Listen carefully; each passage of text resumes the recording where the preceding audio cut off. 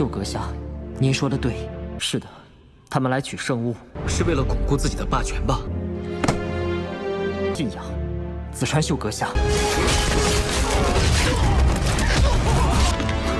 有埋伏！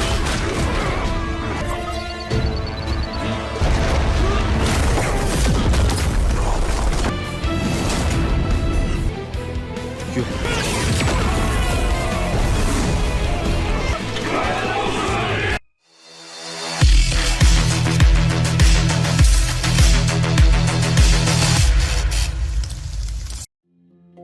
Halo semuanya, selamat datang di Ruang Sinema. Bagaimana kabar kalian semua? Semoga selalu sehat dan baik-baik saja. Sesuai jadwal, jadi pada hari ini kita akan kembali melanjutkan series Donghua Fable River season kedua. Kita sudah membahas season pertamanya pada channel Ruang Film 2. Untuk tahu lebih lanjut tentang series ini, kita sarankan untuk menonton season pertamanya dahulu. Kita sudah sediakan link playlist season pertama di playlist. Tanpa berlama-lama, kita langsung saja mulai alur ceritanya, yang mana ini adalah episode ketiganya. Jichuan Xiu mengajak semua anggotanya untuk melakukan perjalanan. Berdasarkan bulan ke-6 tahun 780 kalender Kekaisaran, Ludi sebagai Gubernur Jenderal Timur telah meminta upeti pangan kedua pada tahun tersebut. Wilayah timur yang memang sudah tandus kini semakin jatuh ke dalam penderitaan dan bencana yang jauh lebih parah. Pada musim panas, bencana kelaparan pun telah terjadi di sepanjang wilayah timur jauh. Tidak tanggung-tanggung sebanyak 470.000 orang telah mati karena kelaparan. Semua warga menderita di bawah pasukan iblis yang kejam. Jichuan Xiu dapat melihat dengan jelas desa-desa yang telah menjadi korban kekejaman pasukan klan iblis. Hingga kita pun dibawa ke desa Geda. Tujuan Jichuan Xiu adalah kuil suci. Kini dirinya telah bersama dengan bulan. Entah apa yang Jichuan Xiu cari, pasalnya di dalam kuil suci hanya terdapat sebuah patung. Seseorang pun menyinggungnya karena tidak berlutut di hadapan patung. Beliau ini bernama Budan, tetua manusia hewan wilayah timur jauh. Alasan Jichuan tidak berlutut karena ia tidaklah memiliki keyakinan. Budan memperkenalkan dirinya dan mengajak Jichuan Xiu untuk minum bersamanya. Ia yakin Budan sudah tahu kalau kini timur jauh tengah mengalami bencana kelaparan hebat. Bahkan mayat-mayat tergeletak di sepanjang jalan.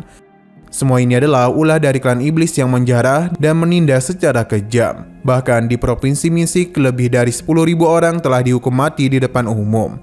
Hanya karena tidak mampu membayar upeti pangan. Ibu kota Shao bahkan sudah layaknya menjadi kota mati.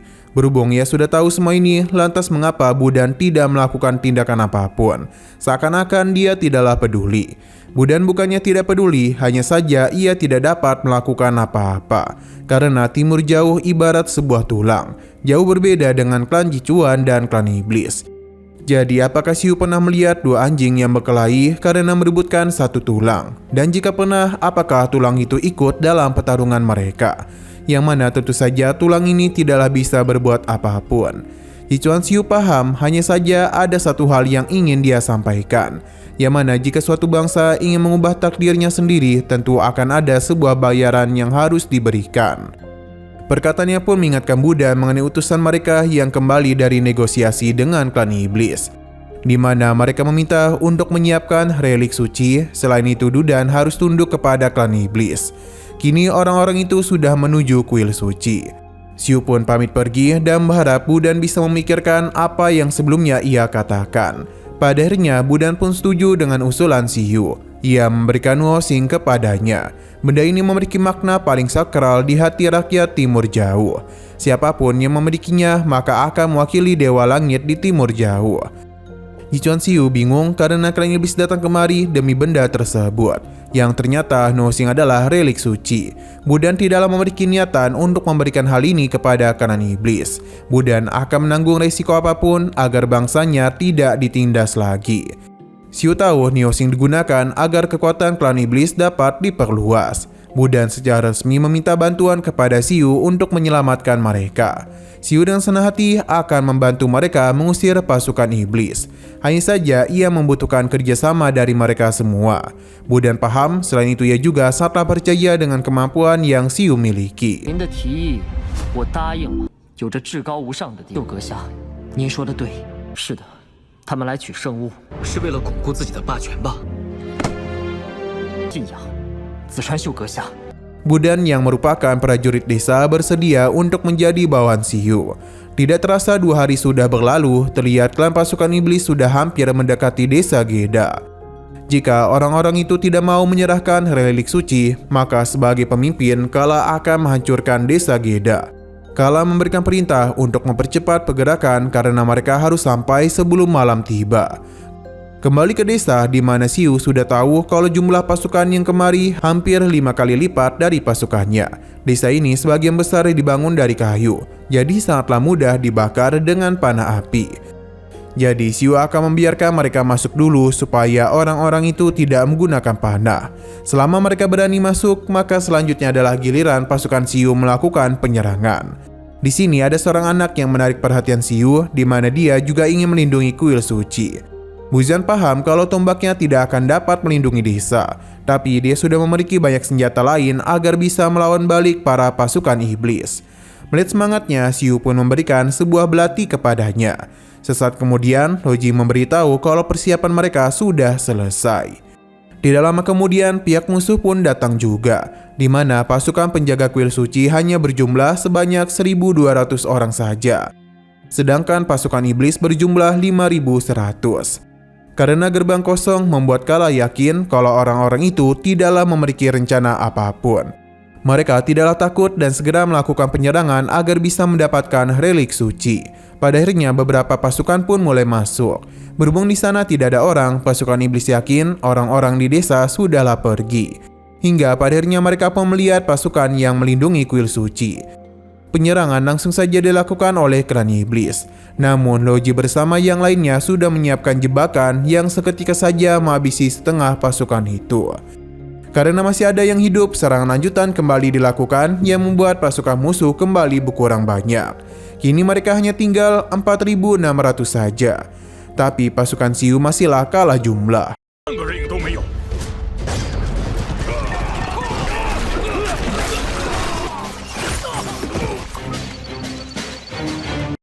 Jenderal Iblis kembali memberikan perintah untuk menambah pasukan yang mana dengan jumlah sebanyak itu tentu saja Loji bersama yang lainnya harus mundur.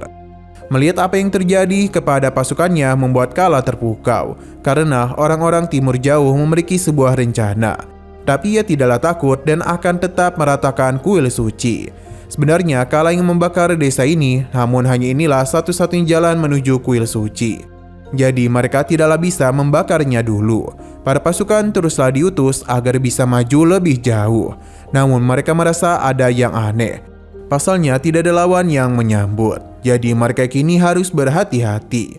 Ketika pasukan iblis sudah hampir mendekat, jebakan pun kembali digunakan agar bisa menghalangi pandangan mereka, yang membuat pasukan Siyu melakukan penyerangan dengan mudah. Selain itu, di sisi lain serangan lainnya juga telah dimulai, yang mana Kala akhirnya menjadi tahu kalau ada manusia di sini. Pertarungan mulai timpang sebelah. Siyu mulai diberitahu kalau barisan depan sudah tidak kuat menahan serangan lagi. Maka karena itulah pasukannya pun dia minta untuk mundur. Sedangkan Kala bersama pasukannya maju lebih jauh lagi. Tapi semua ini adalah sebuah jebakan yang mana penyerangan kembali dilakukan, yang mengakibatkan beberapa pasukan Kala harus tumbang tanpa bisa berbuat apapun. Terlebih lagi terdapat begitu banyak serangan yang sudah disiapkan, jadi tidaklah mudah untuk mereka pergi dari tempat itu. Alhasil pasukan Kala yang awalnya berjumlah 5.000 kini sudah hampir menjadi 1.000. Penyerangan pun masihlah belum berhenti. Bulan membawa pasukannya untuk melakukan penyerangan kepada pasukan iblis yang tersisa. Tidak hanya mereka saja, namun para pasukan Siyu juga ikut turun tangan agar bisa memberikan bantuan. Meskipun kini jumlah mereka tidak terlalu jauh, tapi tetap saja dalam pertarungan mereka tidak boleh lengah, karena bisa saja mereka dihabisi.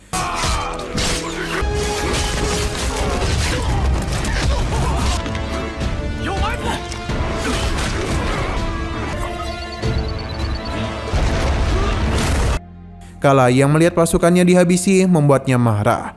Dia berjanji akan menghabisi semua orang itu. Jenderal dari Kala pun dia perintahkan untuk menyerang pasukan Bulan. Sedangkan Bulan bersama yang lainnya sama sekali tidak takut.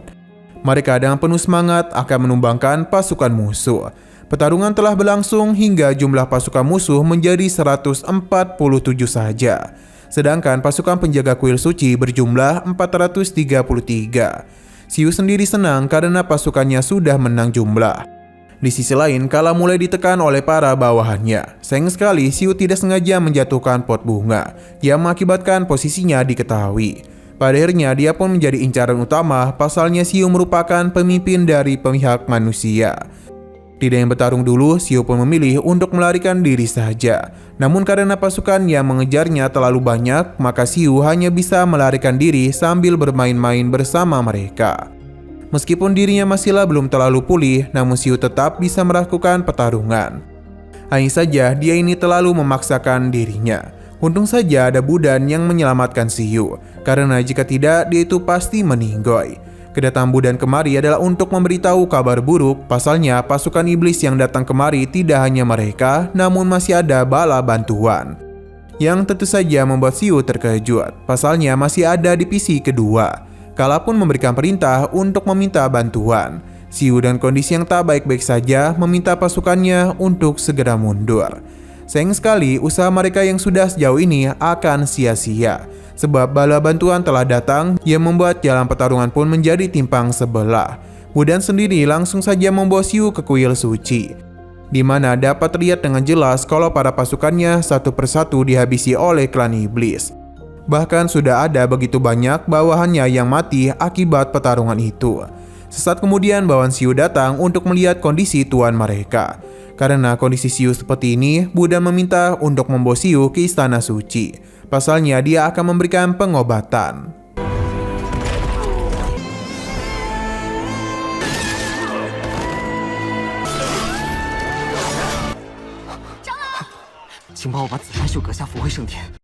Di dalam sana, Budan memberikan sebuah pil kepada Xiu, yang mana itu seketika saja membuat dia mengalami hal aneh. Bahkan Baihajun sedikit panik. Di sisi luar, pertarungan masihlah terus terjadi. Meskipun mereka kalah jumlah, Budan meminta pasukannya untuk tidak menyerah dan tetap melindungi kuil suci. Berkat semangat itulah mereka dapat bertahan. Kala dan Jenderal Iblisnya tidaklah menduga orang-orang ini begitu bertekad melindungi kuil suci. Bagi Kala, ini adalah pertarungan yang sangat menarik. Tapi cepat atau lambat kuil suci akan musnah. Kala langsung saja melakukan penyerangan kepada Bulan, di mana kekuatan Kala ini sangatlah mengerikan.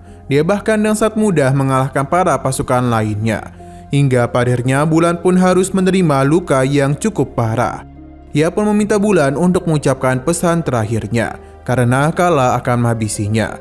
Namun sebelum semua itu terjadi, sebuah serangan langsung saja mengenai Kala, yang mana itu mengakibatkan dirinya terpental. Serangan ini tentu saja berasal dari Xiu. Dia telah menggunakan relik suci untuk dapat melindungi semua orang. Melihat topeng itu membuat mereka yakin kalau Dewa Audi telah muncul untuk melindungi mereka. Dengan Woxing, Xiu pun mulai menggunakan kekuatan yang mengerikan, di mana para pasukan musuh dengan mudah dirinya pukul mundur. Bahkan Kala sendiri tidaklah dapat berbuat apa-apa. Merasa mereka sudah kembali unggul, membuat para pasukan penjaga kuil suci bersemangat. Dengan semangat itulah para pasukan iblis pun dibuat tidak berdaya. Kala yang tahu mereka bisa saja kalah memutuskan untuk mundur. Dengan begini, maka desa Geda pun masih bisa bertahan dan para warga juga telah melindungi kuil suci. Semua orang pun mulai menangis terharu karena perjuangan mereka tidaklah sia-sia.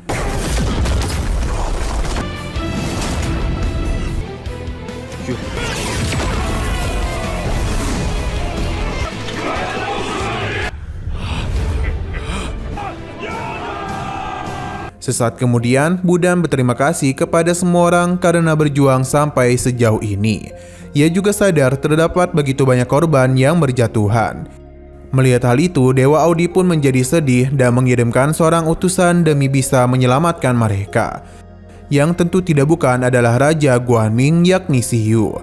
Budan memberikan pujian dan menceritakan mengenai kisah-kisah hebat dari Xiu, yang mana ialah yang akan menjadi seorang raja demi mengusir kegelapan dari dunia ini. Semua orang pun mulai memberikan puja-puji kepada Xiu. Nah, setelah pertarungan berdarah di kuil suci, perlahan-lahan berbagai klan di timur jauh bangkit satu persatu, yang menyebabkan gelombang penyerangan yang dilakukan oleh klan iblis mulai berhenti hanya dalam satu malam saja. Nah, sayang sekali lagi seru-serunya, episodenya pun harus bersambung dulu. Oke, sekian dulu pada video kali ini. Untuk video selanjutnya akan segera hadir. Jadi bagi kalian yang ingin mengikuti series ini, langsung saja klik subscribe dan aktifkan loncengnya.